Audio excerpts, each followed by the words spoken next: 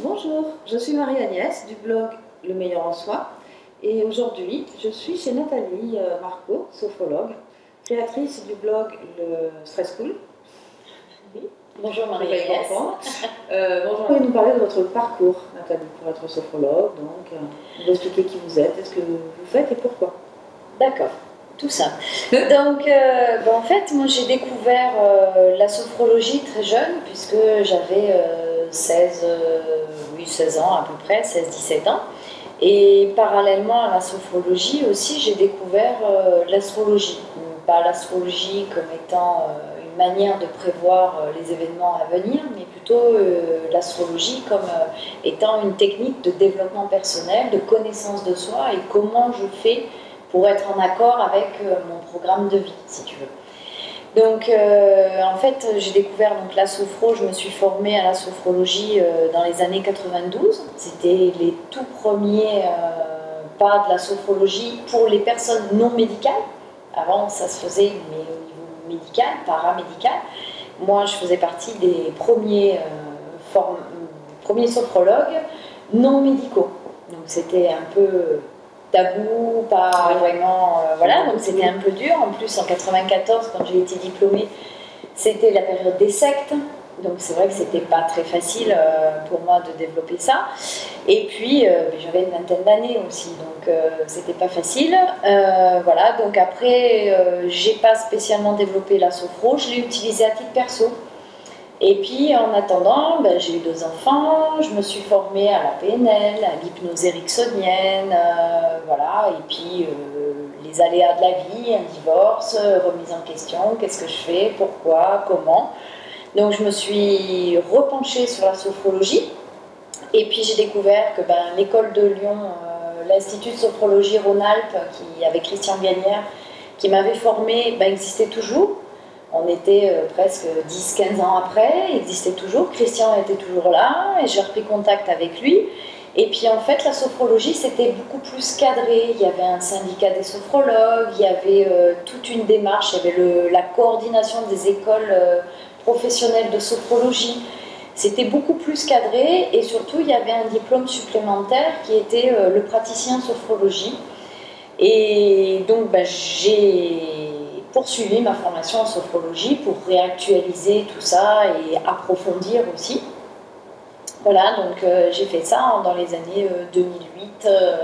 Oui, j'ai eu mon diplôme en 2011 de praticienne en sophrologie.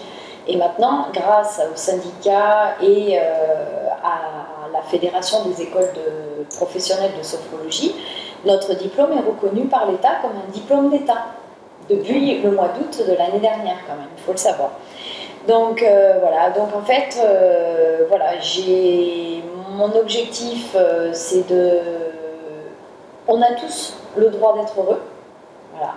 Autour de nous, malheureusement, on fréquente beaucoup de gens qui sont plus ou moins tristouilles, qui voient toujours ce qui ne va pas, alors qu'il y a plein d'autres choses dans leur vie qui vont bien. Je pense qu'on a tous le droit d'être heureux. Et j'ai vraiment envie, ma mission sur Terre, c'est vraiment d'aider les gens pour voir le bon côté des choses et de voir que tout est possible pour chacun d'entre nous. Le seul truc, c'est qu'il faut peut-être un peu sortir de sa zone de confort et se mettre des coups de pied dans le derrière pour avancer et réussir à être heureux chacun dans notre vie. Voilà, donc j'ai envie vraiment d'aider les gens et voilà.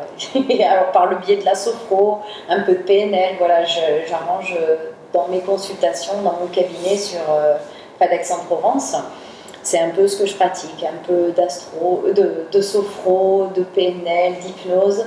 Voilà, je mélange un peu toutes ces techniques pour que les gens puissent avancer, prendre du recul sur les événements, gérer leur stress, gérer des émotions, arriver à redormir aussi et voir la vie un peu sous un autre angle, parce que même si on a tous des événements, des challenges, comme certains disent, en fait, il y a toujours quelque chose de positif derrière, et arriver à trouver ce petit cadeau derrière chaque épreuve de la vie. Voilà. Donc en fait, vous proposez peut-être une meilleure façon d'appréhender les épreuves de la vie. Oui, j'ai pas forcément cette prétention là, mais oui, pourquoi pas essayer de voir dans plein de choses une faillite professionnelle, un licenciement, un divorce. Il y a toujours quelque chose de meilleur derrière, même si sur le moment ça fait mal. Il y a forcément quelque chose d'agréable derrière pour chacun d'entre nous. Bien sûr. Donc en fait, tout le monde est concerné, c'est-à-dire que même si c'est des personnes qui sont juste stressées, qui ont besoin de relaxation, de peut-être mieux gérer les événements de leur vie, on leur conseille de venir vous voir. Ah bah oui, oui, d'ailleurs actuellement, c'est les médecins, les généralistes des petits villages environnants qui m'envoient directement leurs patients pour des problèmes de stress, limite burn-out aussi, puisque ça arrive, pour les problèmes d'insomnie, pour voilà, les problèmes d'angoisse pour les jeunes qui passent le bac, le brevet des collèges, voilà. Donc je suis assez connue au niveau du collège à proximité, au niveau de certains lycées, certains collèges aussi, les infirmières des collèges me recommandent parce que voilà, il y a un intérêt à faire de la sophrologie pour apprendre vraiment à maîtriser son stress et à avancer et à vivre les examens de façon plus agréable. Donc c'est parfait parce que très varié finalement. Oui, très varié, très varié. Voilà. Très bien, ça donne très envie de venir vous voir. Où est-ce qu'on peut venir vous voir donc? Donc on peut venir me voir à mon cabinet sur Simiane, on va dire, près d'Aix-en-Provence. Pourquoi 5 séances? En fait, c'est très simple, c'est qu'en cabinet, je me suis aperçue qu'une séance, ça ne servait pas à grand-chose, 1 ou 2 séances. Par contre, dès qu'il y a une régularité et qu'il y a à peu près 5 séances, 5-6 séances, à raison d'1 séance par semaine au départ sur les 3 premières semaines, et après 1 fois tous les 15 jours ou toutes les 3 semaines. En fait, c'est à la demande de chacun. C'est chaque personne qui vient me voir qui me dit, ben là je me sens de tenir 15 jours, je me sens de tenir 3 semaines, ou je ne me sens pas, il faut qu'on se revoie la semaine prochaine. Donc en fait, c'est la personne qui établit son programme et le nombre de séances et le rythme des séances. Mais 5 séances, je trouve que c'est, dans l'ensemble, c'est la moyenne des séances de mes patients en cabinet.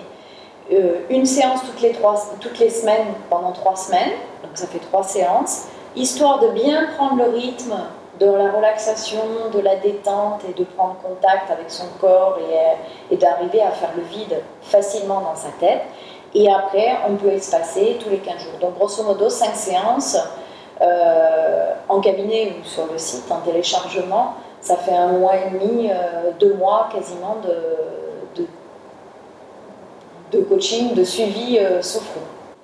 Donc Nathalie, merci beaucoup pour cette présentation. Mais de rien. Qui était passionnante et intéressante, n'est-ce pas? Donc si vous êtes intéressé par la vidéo, partagez-la.